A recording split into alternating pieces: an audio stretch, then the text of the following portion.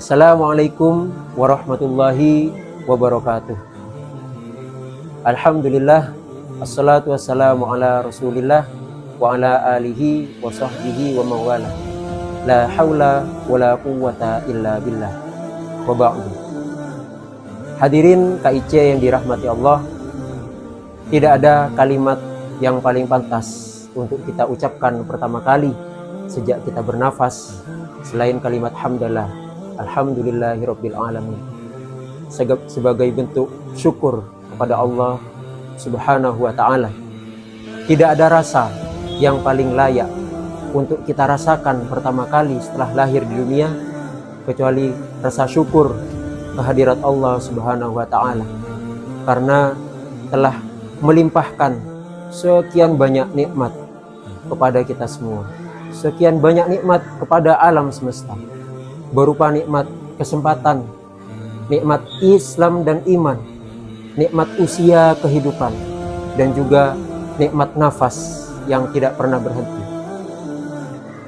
Salawat serta salam semoga tercurah limpahkan kehadirat junjungan kita Nabi besar Muhammad sallallahu alaihi wasallam.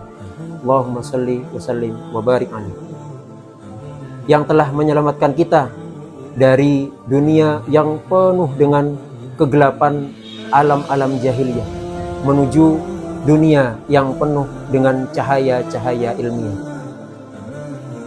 Sahabat KIC yang dirahmati Allah, dalam kehidupan sehari-hari banyak sekali tokoh-tokoh yang diidolakan oleh sekian juta orang. Tokoh-tokoh itu bisa berupa tokoh olahraga, bisa tokoh keilmuan, bahkan tokoh kepemimpinan. Akan tetapi kita sebagai orang Islam perlu ingat, ada satu orang tokoh yang tidak mungkin selama kehidupan ini berjalan tidak mungkin tergantikan oleh tokoh-tokoh yang lain. Siapa beliau? Tidak lain yakni tokoh Nabi besar Muhammad sallallahu alaihi wasallam.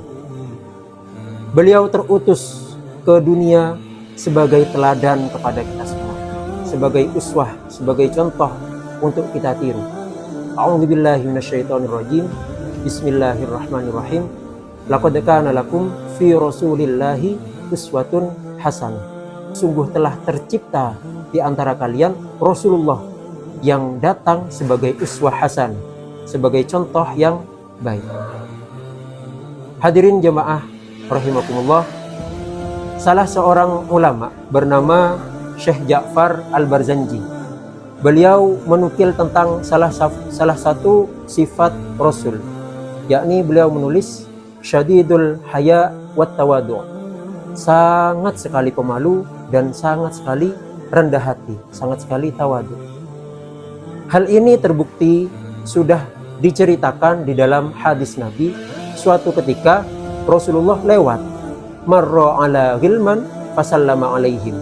Suatu ketika Rasul lewat, di antara melewati sekumpulan anak-anak yang sedang bermain. Anak-anak ini sibuk bermain. Sedangkan kemudian Rasulullah lewat, dan Rasulullah menjadi orang pertama yang mengucapkan salam kepada anak-anak yang bermain.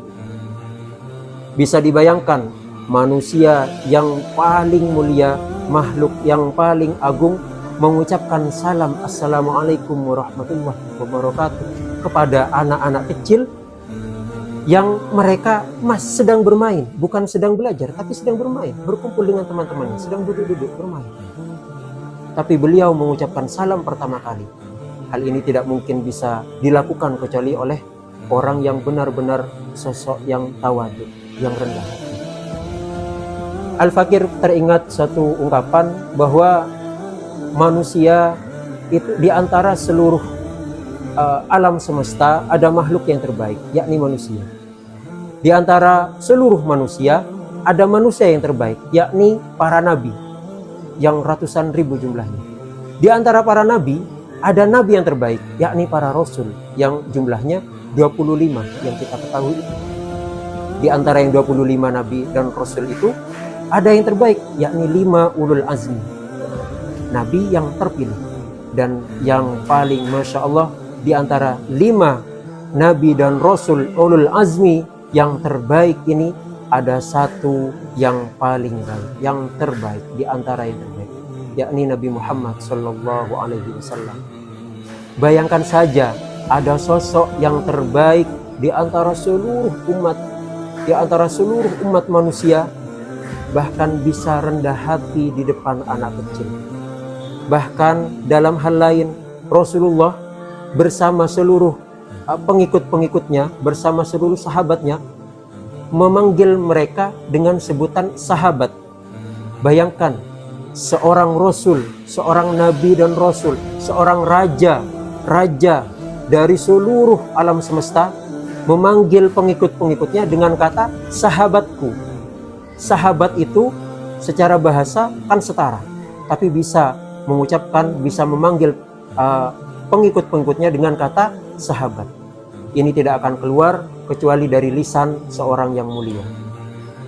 Lantas bagaimana cara kita agar meniru sifat Rasulullah yang tawadu itu? Nah, salah seorang ulama dari Indonesia yang bernama Syekh Nawawi Al-Bantani menukil perkataan dari Syekh Abdul Qadir Al-Jilani.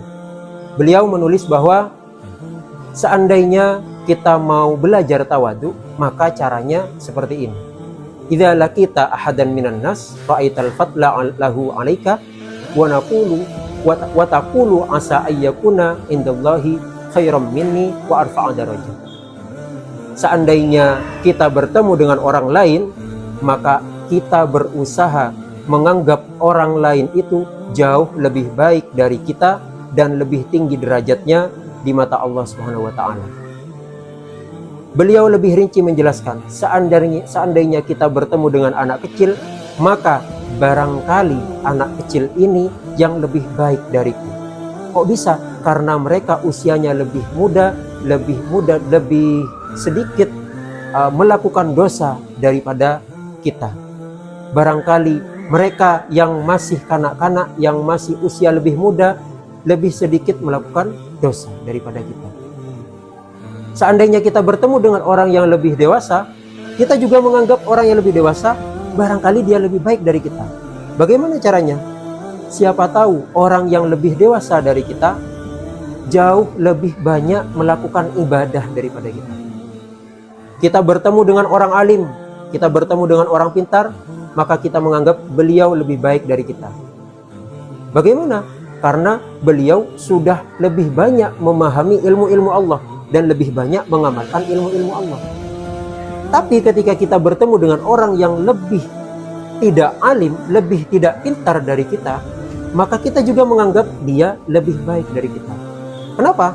Karena siapa tahu dengan kebodohannya dia melakukan kemaksiatan tapi diampuni oleh Allah. Sedangkan kita sudah tahu hukum, sudah tahu ini segala macam, tapi tetap melakukan kemaksiatan, akhirnya didurhakai oleh Allah. Maka tidak ada cara lain selain berhusnudon, selain berprasangka baik kepada seluruh orang.